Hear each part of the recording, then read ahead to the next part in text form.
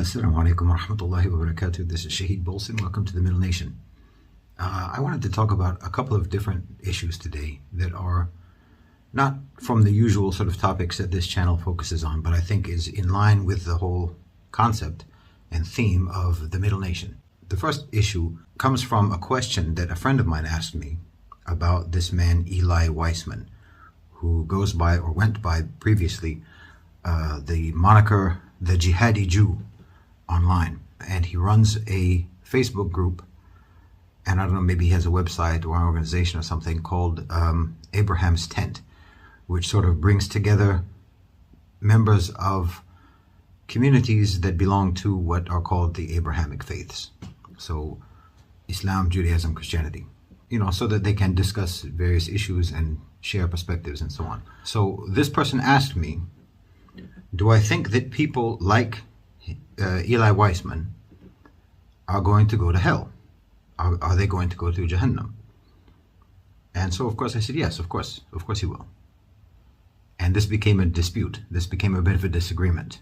This dispute became about who is and who is not considered a kafir, and what is not kufr, and what does and does not condemn you to the hellfire. And then it also became a discussion about the ayat of Allah subhanahu wa ta'ala in the Quran about Jahannam, and the proposition that maybe these ayat are only to scare us into good behavior, and that ultimately Allah subhanahu wa ta'ala will forgive most of us.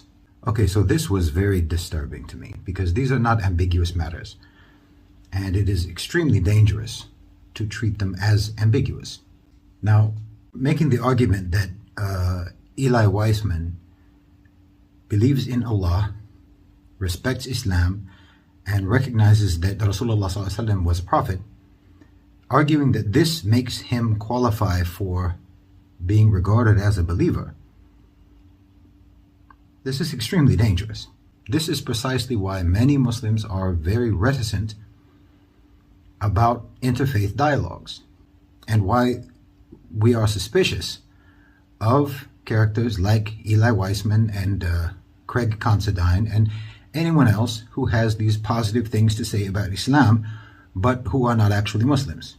Because we as a people, the Muslims, are very soft-hearted. And so when we hear someone speaking positively about Islam, respectfully about Rasulullah sallallahu alaihi wasallam, and pointing out all of these things that are almost like a form of da'wah to Islam, but they themselves are not Muslims, that endears them to us. That endears them to us. And our hearts become attached to these people. We love them. And then we want them to have what the believers will have. We want them to be treated by Allah subhanahu wa ta'ala as if they are one of us, as if they belong to our ummah, as if they qualify for Jannah. We don't want to see them going to hell, because, well, they're so nice, they say nice things. So we want them to be able to qualify for Jannah. And after all, doesn't it qualify them for Jannah that they recognize the prophethood of Rasulullah ﷺ, and that they recognize that the Quran is a holy book, that it is from Allah? And so aren't they upholding Tawheed and Nabuwah and so on and so on? And then they'll always bring up this word nuance. There are many, many things that are nuanced, and there is space, there is latitude for certain opinions that take nuance into consideration. Who is a Muslim and who is not a Muslim? It's not nuanced. The distinction between a Muslim and a Jew is not nuanced. The distinction between what is a Christian and what is a Muslim is not nuanced. There are many things that are nuanced. This is not one of those things. And there's no nuance around the distinction between where someone will go who believes in and follows the final revelation of Allah subhanahu wa ta'ala, and someone who does not follow it. Now think about this. It's remarkable to me that you can have Muslims today who are happy about someone who says that they believe in Allah subhanahu wa ta'ala, who says that they believe that Prophet Muhammad sallallahu alaihi wasallam was a prophet, but that they will not follow him or obey him or accept his religion. We know he's a prophet, we won't follow him. You can't get much more kufr than that. I mean, think about in the Quran when Allah subhanahu wa ta'ala mentions that the Jews bragged saying, we killed the Messiah. So would these Muslims today say that, well, those Jews back then accepted that Isa alayhi salam was the Messiah, After all, they said, we killed the Masih. So therefore, they are accepting that he was the Masih. So doesn't that make them believers and eligible for Jannah? This is insane. You had people in the time of Rasulullah ﷺ who accepted that he was a prophet, or who at least didn't deny that he was a prophet, but they didn't accept him. They didn't follow him. They didn't embrace Islam. That's kufr. That is as strong a version of kufr as you can find. That's worse than denying that he was a prophet. If you deny that he was a prophet, then you can, in some level, in some degree, rationalize why you don't follow his deen. Just like how Rasulullah ﷺ accepted to not be referred to as Rasulullah ﷺ in the Treaty of Hudaybiyah. But here we're talking about people who say, yes, he's a prophet, and yes, I'm not going to follow him. That's extreme kufr. Now, I'm not picking on Weissman. I don't know the man. I don't follow any of what he does. I'm aware of him. I'm sure he's a fine, okay guy. But he's not a Muslim. And he's not eligible for what the Muslims are eligible for. Now, just remember that Rasulullah ﷺ said that any of the prophets who preceded him, if they were to have been present in his lifetime, they would have no choice but to follow him. Okay? So on Yawm al-Qiyamah, where are these people going to be gathered? With which ummah will these people be gathered? Will the Jews of today be gathered in the ummah of Nabi Musa alayhi salam? How? Will the Christians be gathered with Nabi Isa alayhi salam? Will he say that these people are part of my ummah? Will Musa alayhi salam say these people are part of my ummah? When Musa alayhi salam and Isa alayhi salam themselves would have had to follow Muhammad sallallahu alayhi wasallam had they lived in his lifetime? Anyone who lived during or after Rasulullah sallallahu alayhi wasallam is obliged to follow Rasulullah. So the ummah who will be gathered with Musa alayhi salam will not include anyone who came after Rasulullah. The ummah who will be gathered with Isa alayhi salam will not include anyone who came after Rasulullah sallallahu alayhi wasallam. Any people who called themselves followers of Musa, or who called themselves followers of Isa, none of the people who followed after the lifetime of Rasulullah sallallahu alaihi wasallam will be gathered with those prophets and be included in their ummah.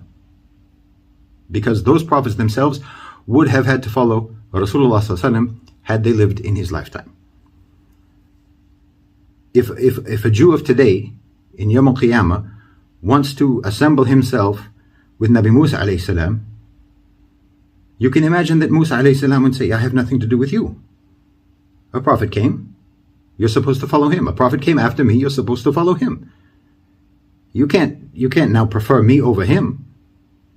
And the same with Isa alayhi salam. If a Christian of today goes to Isa alayhi salam on Yawm al-Qiyamah and says, I'm part of your ummah, no, you're not. You're supposed to follow the one who came after me, the last one. That's who you're supposed to follow.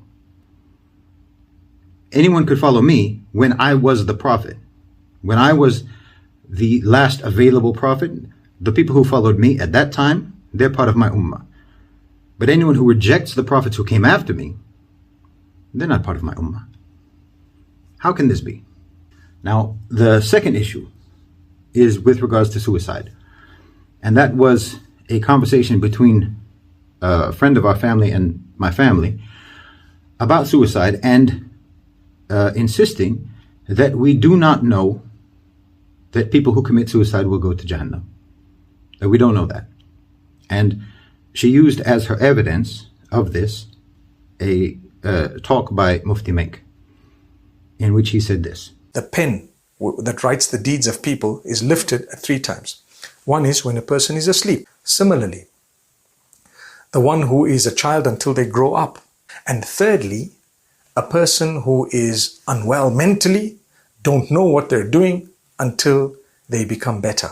You don't know the condition of his mind at the exact point when he committed that act. Now, Mufti Menk is a very tactful man. He's very tactful with his language. And here he is concerned about those whose loved ones may have committed suicide and wanting them to have some hope that maybe their loved one is not doomed forever in Jahannam. Because he's trying to be compassionate and sympathetic with the people who live on after a loved one has committed suicide, the living relatives of someone who committed suicide. He's trying to be compassionate to them, and thus using very sort of broad language, because someone with mental health issues is not Majnun. Majnun means you literally have no idea what's going on. You have lost your mind. You don't have your senses.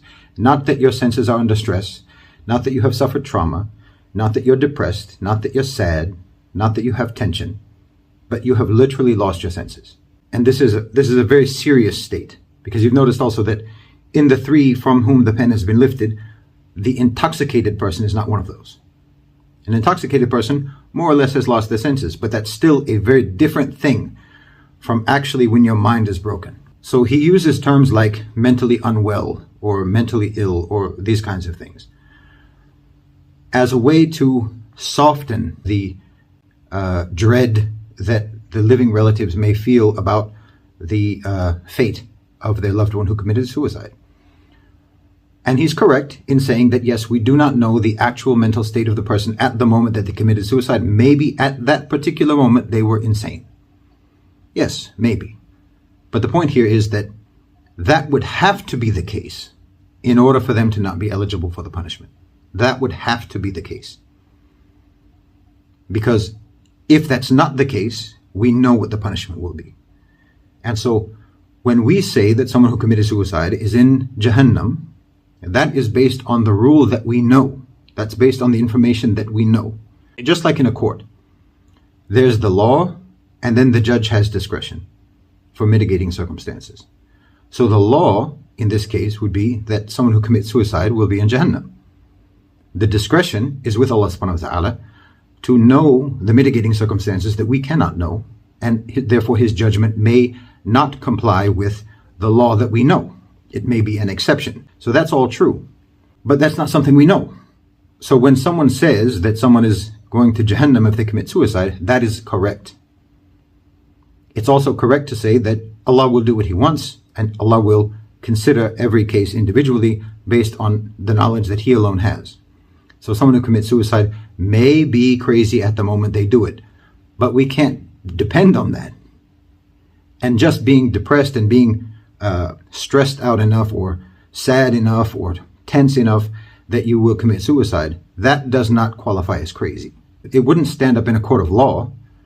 You wouldn't qualify as insane as a defense against a criminal accusation because you're under tension, because you have trauma, because you're sad, because you're tired, because you have no hope. These are not reasons for committing a crime for which you would be not held accountable.